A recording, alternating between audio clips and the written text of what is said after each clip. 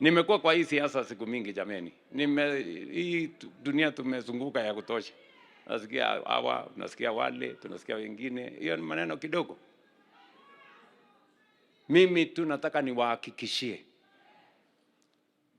Maneno yangu niko naye ni mbili peke yake.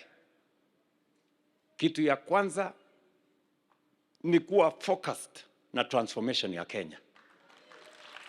Kitu ya pili ni kuunganisha Wakenya wote kutoka jamii zote, kutoka pande zote.